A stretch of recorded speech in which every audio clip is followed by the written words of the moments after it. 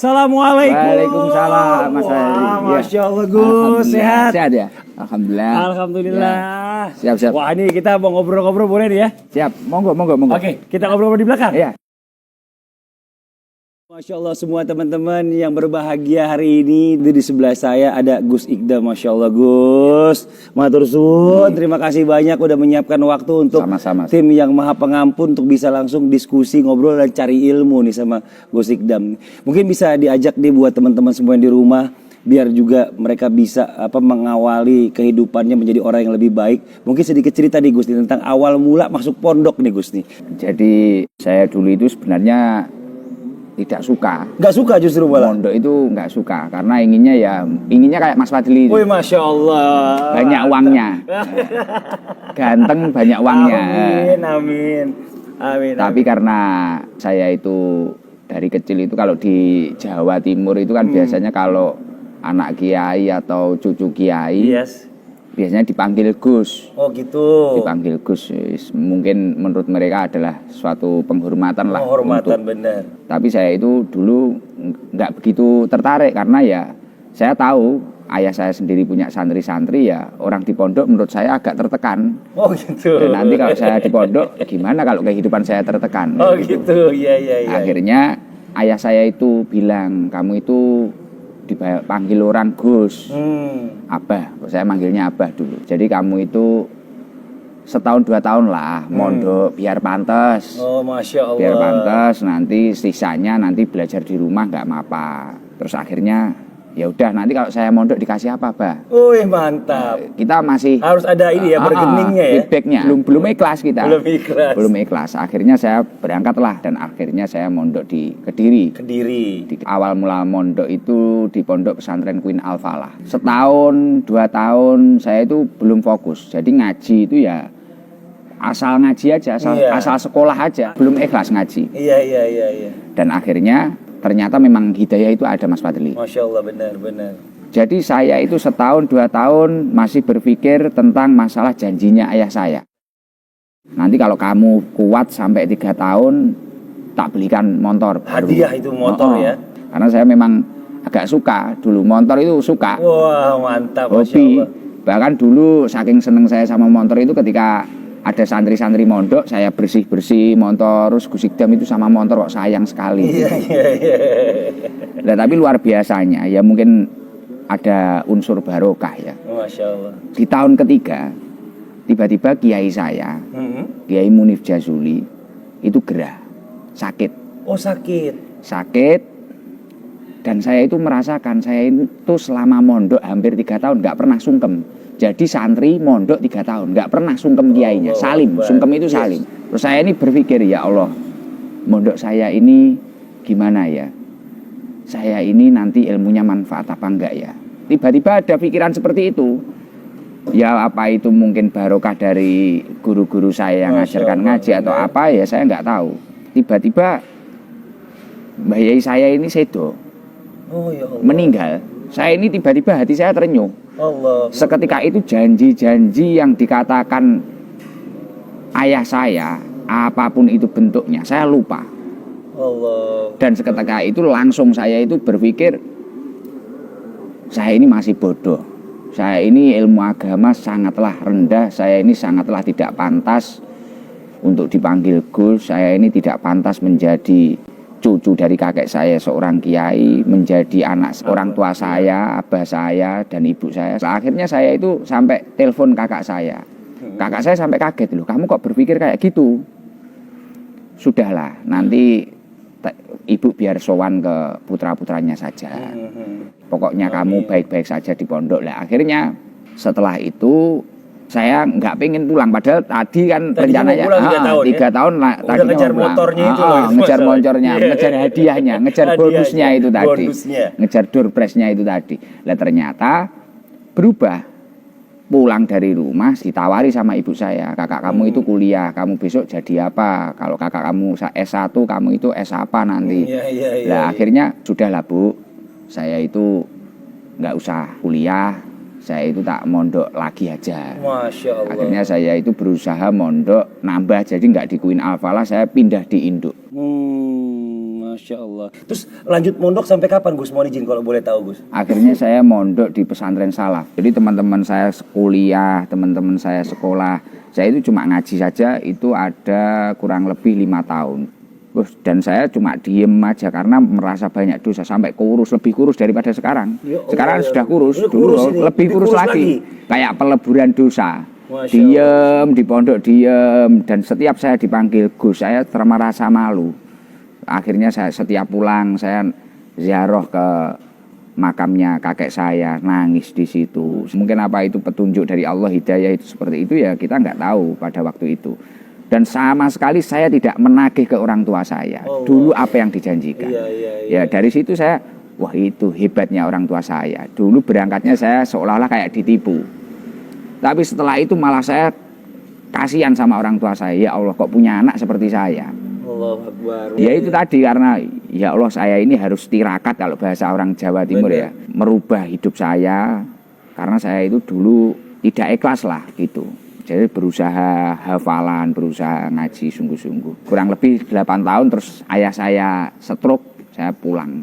Oh, sempat juga ngeliat Abah di rumah sampai stroke. Gimana tuh keadaan jadinya? Akhirnya saya terpaksa pulang, saya merawat sekitar 2 tahun sampai beliau wafat. Oh, innalillahi wa inna ilaihi raji'un. Dan kalau kita lihat tadi momen kehilangan Abah itu apa yang dirasain sama sangat luar biasa. Bahkan saya itu sering nangis sendiri waktu ngaji. Dulu yang diinginkan ayah saya itu saya istiqomah ngimami di musola kecil ini. Saya ngaji walaupun hanya kitab kecil atau apalah. Sekarang ketika saya sudah punya kesibukan kurang lebihnya yang agak diharapkan orang tua saya sudah nggak ada. Ya Allah, yakin banget sih beliau tuh bangga dan beliau pasti tahu. Itu Masya Allah, itu mulainya gimana ngerintisnya Gus? Biar sampai sekarang ini tuh bisa sampai. Jadi Masya Allah. waktu saya pulang, abah saya sebelum stroke itu, ayah saya itu sering bilang, kamu itu santri, mbok ya dikit-dikit ngaji sana, pulang dari pondok kok kayak gitu. Kan santri biasanya pulang dari pondok tidur aja. Karena balas dendam, di pondok sudah banyak kegiatan, di rumah tidur. Terus akhirnya saya itu berpikir, gimana ya caranya membahagiakan orang tua saya. Waktu itu pulang dari pondok saya kerja tidak bisa. Ya udah dikit-dikit akhirnya saya berusaha untuk ngaji. Tapi ya itu tadi, saya kalau ngaji dengan santri-santri belum begitu nyaman ya, cuma sekedar tapi kurang asik kayaknya. Iya. Lah akhirnya saya sering ke warung kopi. Di situ nyun sewu itu yang dibicarakan togel, yang dibicarakan apa. Saya itu memang dari kecil selalu punya teman-teman itu yang unik-unik. Orang-orang yang mungkin ibadahnya ya kurang baik, agamanya kurang baik. Dari situ saya membaur ke mereka. Betul. Walaupun saya itu tidak ikut nogel, tidak ikut apa, saya menikmati. Wow, di luar pesantren keadaan itu begini. Keadaan begini. Ketika saya di pesantren kan saya nggak tahu. Nggak lihat. Dan ternyata kok di luar itu orang itu ingin dapat rezeki, ekspektasinya itu sampai ikut lotre, ikut togel, ikut apa. Oh ya di sini PR saya itu di sini, di mana saya harus menerapkan ilmu yang saya bawa dari pesantren. Ya di sini. Masya Allah. Akhirnya dikit-dikit kadang tak ajak ziarah wali. Iya. Ke Ampel, ke Surabaya. Biar apa tuh Gus? Ya biar berkah rezekimu. Dulu awalnya gitu. Lambat laun dari situ munculnya Sabilul Tobah. Masya Allah. Akhirnya dari beberapa anak 7 anak ini tadi, Gus, kalau 1 minggu 2 kali gimana? Oh mereka yang minta. Kita ngaji. Ya udah kitabnya apa? Tak kasih tahu contoh kitab. Awalnya mintanya itu kitab besar, tafsir Jalalain, tafsirnya Al-Qur'an. Wah jangan, kamu itu yang rusak itu akhlaknya. Iya. Tak carikan kitab akhlak aja. Akhirnya dari situ tak kasih 2 pilihan dan milih salah satu kitab. Kita mulai dulu malam Selasa sama malam Sabtu. Akhirnya ngaji, kopi tak buatin sendiri, dicaci saya. Bahasa Jawanya gini, sopo iki gawe kopi kok goblok men pahit iki ngono biasa. Padahal yang bikin saya dan uang saya sendiri. Jadi 7 itu pakai celana bolong-bolong. Iya. Saya ngaji lihat kayak gini. Makanya mohon maaf Mas Fadli, kadang bahasa saya waktu ngaji kalau malam Selasa itu kasar. Karena memang berawal ya itu makanya ada bahasa saya manggil jamaah saya garangan itu. Garangan itu kan hewan yang agak bahaya di ladang-ladang itu loh. Iya. Itu. Tapi ya Masya Allah ya, tapi kalau kita lihat sekarang ini jamaahnya memang semakin banyak dan semakin membludak. Pernah nggak nyangka nih, ini banyak banget, ini bener nih jamaah yang mau dengerin tausiah saya gitu loh maksudnya. Ya saya pokoknya asal ngaji aja gitu. Nggak pernah saya berpikir Berapapun yang datang yang hadir berapapun itu ya. yang datang. Ya cuma kadang dikabari sama siapa, semisal Pak Camat atau Pak Lurah, Gus ini tadi kalkulasinya sekian ribu, sekian itu. Oh iya gitu. Karena saya sendiri sampai detik ini kadang merasa belum pantas. Saya itu kan sasarannya memang anak-anak jalan-jalan itu Ya, loh. anak jalanan. Awal mulanya. Loh, sekarang kok ada ibu-ibu, bahkan kadang ada yang kiai juga. Jadi kita itu nggak nyangka. Masya Allah ya. Ini berkah bukan dari saya. Ini pertama berkah dari guru-guru saya, dari kakek atau orang tua saya, dan berkah dari keistiqomahan. Masya Allah. Artinya ketika jemaah Sabilul Toba itu mungkin enak, ada orang baru enak, sambutannya Iya. enak, welcome enak gitu, ya orang akan nyaman di sekitar kita. Tapi saya dengar juga yang hadir itu bukan cuma hanya dari kalangan muslim. Bahkan non muslim sendiri juga banyak yang ikut hadir. Nah ini kan Iya. dahsyat tuh Gus. Bahkan kadang yang non muslim itu lebih istiqomah, Masya lebih Allah. konsisten. Jadi misal duduk di sebelah sana, Iya. lebih konsisten. Kadang ya saya guyon nih kadang, ini non muslim ikut sudah 2 tahun nggak muslim ini. Saya gitu kan. Masya Allah. Gitu kan. Jadi saya Guyonnya gitu sering ya. guyon-guyon pakai bahasa yang ringan-ringan. Iya. Karena ya mengingat berawalnya dari itu tadi warung kopi. Warung kopi itu nongkrong Dan 7 orang orang itu ya. Uang 1.000, 2.000 sangat berharga dan bahkan untuk mencari apa sampai kayak gitu. Masya Allah. benar. Saya itu dulu sering ditanyai nomor togel, ditanyai apa. Mau marah tapi ya janganlah. Ini PR kita. Iya. Makanya saya itu sering dibully. Bahkan dari kalangan sesama Gus atau apa. Gus Ikdam kok berteman sama orang itu, wong kita saja menghindar. Loh, salah. Salah bener, saya setuju. Yang begitu jangan Itu dihindari. PR kita. Benar. Kalau kita itu hanya mencari ngaji yang mudah-mudah di masjid, di madrasah. PR kita itu malah gimana orang-orang yang belum kenal agama, masih punya hobi-hobi maksiat, yang garangan-garangan itu tadi. Iya. Dan ini markas Sabilul Taubah ini sebenarnya kita lihat di sini wah di antara gebyok yang begitu indah ini. Ini artinya maknanya apa nih Gus? Kenapa kok saya bahasakan markas? Bahkan saya juga dikomentari teman-teman saya banyak. Biasanya kan kalau majelis itu sekretariat. Atau pokoknya bahasanya resmi-resmi Bahasa biasanya. ya betul. Ini markas ini ya, beda sendiri ini. Karena ya itu tadi berawal dari garangan-garangan orang-orang kayak gitu itu biasanya apa? Nyun sewu. Kalau mau minum kemana? Ayo kita ke markas. Itu kan, di Jawa Timur itu waktu itu kan ada istilah 10.000 mencari teman. Iya. Artinya punya uang 10.000, iuran sama temannya, minum di mana. Bareng. Ayo kita ke markas kemana? Lah, ini tak rubah. Di mana markas ini menjadi tempat fafiru ilallah. Kita lari kepada Allah, menjadi rumah kedua kita. Dulu itu kan anak pakai kerudung, keluar malam-malam pakai kopiah, pakai sarung. Wah ini kemana? Wong anak muda kok nggak gaul. Anak muda itu ya ke alun-alun, mungkin pacaran atau apa. Nah sekarang itu tak buat biar tren. Aku pede ning markas. Tapi acaranya ngaji. Ya Masya Allah. Nggak minum, nggak narkoba. Bahasanya markas. Jadi memindahkan markas ini dalam pengertian negatif kepada pengertian yang positif gitu ya Gus ya. Dan ternyata alhamdulillah berhasil. Orang-orang itu agak pede. Aku ning markas aku. Mantap. Masalahnya ya saya itu dipandang sebelah mata. Ya memang karena ya di sosial media ya bebas tapi nggak masalah. Saya juga nggak marah karena memang ini langkah saya. Betul. Dulu kalau saya disuruh milih, saya ya milih jadi kiai mungkin kayak kakek saya atau kayak abah saya yang bertemannya memang dengan orang-orang baik atau santri-santri, beliau istiqomah ya kalau milih. Kalau disuruh memilih. Kalau disuruh memilih, tapi iya. kan ini bahkan saya dulu waktu jamaah 200 saya jenuh.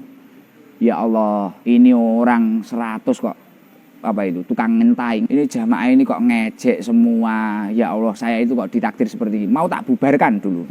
Sempat ada perasaan itu ya? Saya sampai mau frustasi.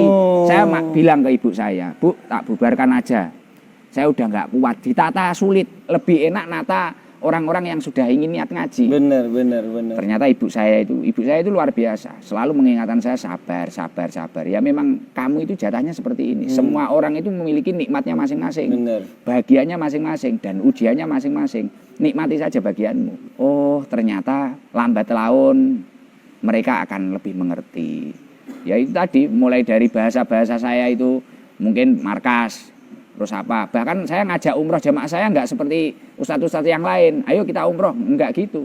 Saya gini, ayolah sekali-kali kita ngopi di Mekah, Woi, Masya Allah. di Madinah, masa Oke. ngopi cuma di rumah aja. Loh Gus, saya belum pantas. Loh kamu aja masuk diskotik nggak pernah nanya pantas atau tidak. Iya. Semalam kamu berapa karaoke? 5 juta Gus. Alah umroh 30, 40 juta Iya, gampang. Nah, enggak sampai 1 tahun ngumpulin kamu dapat. Masya Allah. Jadi problemnya kita sering dipandang sebelah mata. Ya, Tapi ya itu nggak masalah. iya. Nah ini Masya Allah ya, maksudnya Alhamdulillah kita lihat sekarang ini Gus Ikdam ini menjadi panutan banyak orang. Dan ini apa yang dirasakan sama Gus Ikdam sendiri nih, Masya Allah nih. Kalau saya dikatakan panutan, saya malah semakin takut. Karena usia saya masih muda. Setelah itu keilmuan saya juga belum mumpuni lah untuk dikatakan menjadi panutan. Karena kalau orang itu menjadi panutan itu artinya dia itu menjadi kiai atau menjadi ulama. Lah al ulama itu kan warasatul anbiya. Warasatul anbiya, pewarisnya Nabi, betul. Lah saya waduh masih jauh kita. Tapi kan akhlaknya. itu kan menurut Gus Ikdam. Tapi kalau menurut kita ini kan Gus Ikdam ini udah live the pride, doa kan udah luar biasa, kayak ya memang jadi satu orang yang bisa menjadi kebanggaan orang-orang atau kebanggaan masyarakat sekitar gitu loh. Perasaan apa mungkin ya kedepannya Perasaannya mungkin kadang, Gusti pengen lebih bagaimana? Ya untuk diri saya sendiri saya ingin menjadi lebih baik lah. Iya. Karena ya itu kadang ternyata setiap pergerakan saya atau bahkan setel saya bahkan apa itu kadang diikuti orang. Bahkan saya sering kalau saya ngaji terlalu jauh jangan ikut.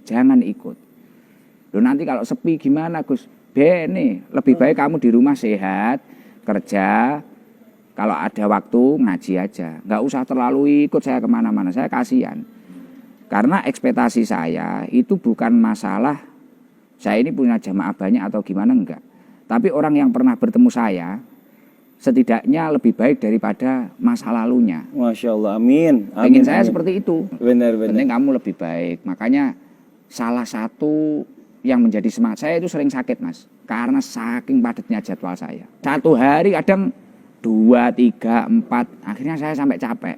Mungkin salah satunya juga hiburan buat Gus Ikdam ini, makanya sering-sering ke Mekah kali ya. Mungkin sering umroh gitu ya, ibadah tenang gitu ya. Mungkin ekspektasi saya di sana nggak ada yang banyak yang kenal. Lah ternyata ya Sekarang nggak bisa sosial tetap media. aja.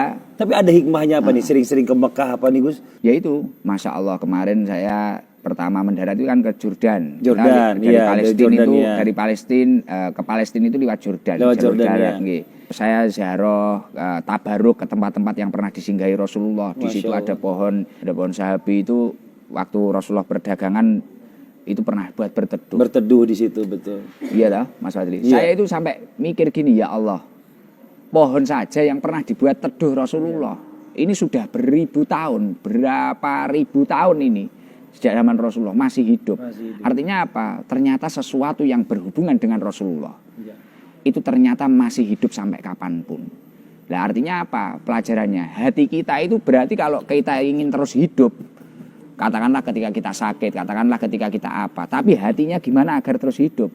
Kita harus menjalin hubungan dengan Rasulullah Shallallahu Alaihi Wasallam. Kalau Rasulullah mungkin dulu dilempari batu, mungkin sekarang kita dilempari omongan-omongan yang buruk, ya akan kita tampar. Sikat aja lagi, pokoknya yang penting masih jalannya Allah. Mungkin ada doanya atau apa nih Gus, biar kita nih teman-teman semua yang lagi nonton ini juga bisa merasakan datang ke tanah haramnya Allah. Ada amalan apa yang perlu dilakukan nih Gus? Kalau amalan bacaan yang baik ya kalau ingin haji ya baca surat haji di Al-Quran itu loh. Oh surah haji ya. Baca surat haji itu kalau amalan. Tapi kalau ingin lebih cepat terpanggil gimana? Kita istiqomah dalam kebaikan. Mungkin kita itu mampunya istiqomah, kita berjamaah. Jamaah saja. Semakin kita mendekat kepada ulama-ulamanya Allah Subhanahu wa taala. Ada kultum, ada pengajian di mana kita berusaha hadir. Kita semangat dari pengajian tersebut. Berapa ilmu yang kita dapatkan, kita terapkan sedikitnya di rumah. Masya Allah. Terapkan sedikit demi sedikit. Nah itu yang mempercepat kita terpanggil.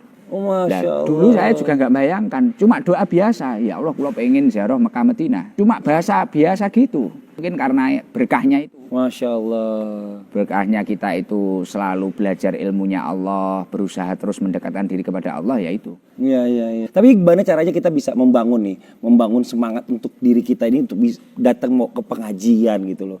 Itu apa yang harus kita lakukan dari diri kita sendiri, Gus? Kita harus berusaha melawan hawa nafsu kita. Dan kita yang pertama, gimana untuk kita itu, Gus saya itu nggak suka sih sama pengajian, saya itu belum suka. Saya itu jenuh, kadang ada pengajian ya ngantuk ya. Iya benar tuh. Bagi saya kadang ada, bahkan kalau anak muda sekarang bullshit lah. Mungkin bisa ngomong nggak bisa jalani atau apa, kan biasa seperti itu. Kita harus sadar dan harus yakin. Ada hadis Rasulullah mengatakan seperti ini, Mas Fadli. Ya. Alamatu i'radi anil abdi istigholuhu bimalayanihi. Tanda-tandanya seorang hamba yang mulai ditinggalkan oleh Allah. Ini adalah orang mulai disibukkan oleh sesuatu yang tidak bermanfaat untuk dirinya. Nauzubillah min dzalik. Nah sebenarnya saya ini mendirikan ST ini, Sabilul Toobah ini, tidak muluk-muluk, bukan kok agar anak-anak pinter atau gimana. Sebenarnya dulu awalnya sederhana, agar dari orang-orang yang sering disibukkan kemaksiatan, gara-gara dulu banyak judi online, banyak apa. Iya, iya, iya. Setidaknya ada momen-momen dia itu kembali kepada Allah. Entah itu malam Selasa ataupun malam Jumat itu. Iya, iya, iya. Sadar bahwasanya ketika kita disibukkan oleh keburukan, kita mulai ditinggalkan oleh Allah. Dan ketika kita ditinggalkan oleh Allah, itu adalah awal mula hidup kita itu tidak enak. Makanya ngaji itu adalah tempat kembali kepada Allah, tempat lari kepada Allah. Nah inilah kehebatannya mengaji ya, the power of mengaji untuk ridho dari yang maha pengampun. Ini Masya Allah luar biasa. Bahkan saya sering bilang ke jamaah, lah malesnya orang ngaji ya kayak gini, kita tahu dosa-dosa kita. Iya betul. Kita tahu kebodohan kita, betul. Seperti itu. Makanya kalau orang itu semakin ngaji, sebenarnya dia itu kalau memang dia berhasil, dia tidak akan merasa pintar, tapi dia akan semakin merasa bodoh. Benar. Karena banyak ilmu yang belum dia ketahui. Benar. Kita tinggal mengikuti, dan kita itu enak loh. Bahwasanya Allah itu sangat sayang terhadap hambanya. Jadi kita itu sudah diciptakan oleh Allah sekaligus untuk ada contohnya. Contohnya siapa? Rasulullah. Lah gimana agar mengetahui akhlaknya Rasulullah? Ya dengan mengaji. Kalau kita hanya lihat YouTube, lihat apa, terus gimana?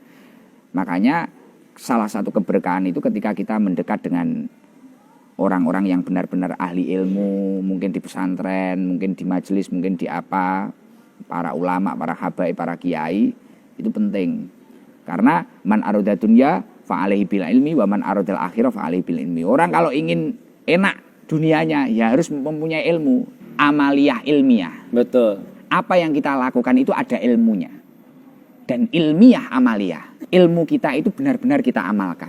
Jadi kita tidak hanya pintar saja, tidak hanya bisa saja, tapi kita bisa mengamalkan dari apa yang kita dapatkan. Ilmunya. Ini Masya Allah luar biasa nih buat teman-teman semuanya yang sudah menyaksikan. Banyak pesan sebenarnya yang tadi dikasih oleh Gus Ikdam kepada kita semuanya, bahwa kalau kita mau hidupan kita enak ini, ayo sama-sama kita mengaji. Dan kita mengaji bukan cuma hanya mengaji, tapi amalkan dengan apa yang kita dapat tadi ilmunya. Dan mudah-mudahan ya hari ini pertemuan kita dengan Gus Ikdam ini bisa mendapatkan ilmu yang banyak dan bermanfaat buat kita semuanya. Sekali lagi terima kasih banyak ya. Saya pengen ngajak Gus Ikdam motoran, boleh mengenang masa lalu? Nggak apa-apa. Boleh ya? Nah, sebentar ya kita jalan-jalan naik motor ya. Sambil mengenang sebelum mondok dulu. Sebelum mondok. Kalau gitu saya ganti jaket dulu ya Gus ya. Siap, biar sama siap. nanti. Biar sama. Yo siap Gus.